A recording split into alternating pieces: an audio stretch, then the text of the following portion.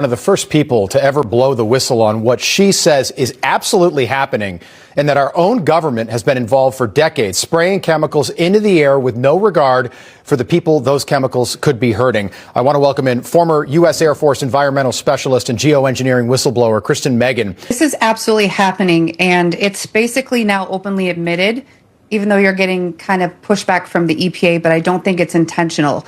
So it's a shock to me that people still think it's not happening. Yes, yeah. I sold the book, but I wish I still had it. And we can all see it if you look up, and it just doesn't make sense, that it's coming from like a Delta flight flying overhead. So your role in the Air Force, if I'm understanding it correctly, was basically to approve these flights long before takeoff. And if people will say to me, they're like, well, we don't think this is happening. If this isn't happening, why have multiple states passed laws banning weather engineering, including Florida, including Texas? Can you explain that?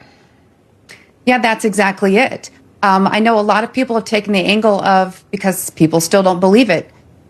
Even if you don't believe it, there's people that are trying to take action saying, look at what they're claiming, because when the government claims that they're going to do something, they're already doing it. And again, it might not be EPA, could be DARPA, could be War Department, could be private companies, but why are they doing this?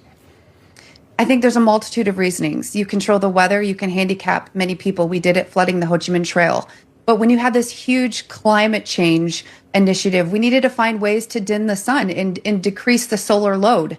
So this is fear-based, and I also think it's financially incentivized through betting on crops and, again, handicapping anyone in war.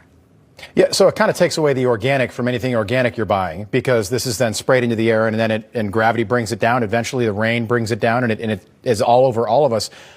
What are these crops doing to people? Or I'm sorry, these chemicals doing to people? Well, a lot of them are heavy alkaline metals and salts. And what they do, again, is that synergistic toxicity. You're breathing it in. You have the dermal absorption and an inhalation.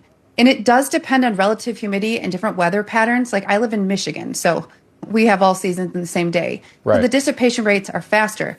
When you ingest that, it is eating away at your gut health. And the thing is when they're using strontium and barium, those things bioaccumulate in the bones, and it also displaces potassium. And if anyone's ever had low potassium, that causes a massive issue with your nerves and your heart, and it can mimic a heart attack. So we're getting massively bombarded because, again, different routes of exposure, and depending on where you live, you can be more exposed already because you have background elements in your drinking water. Jeez, it's so scary.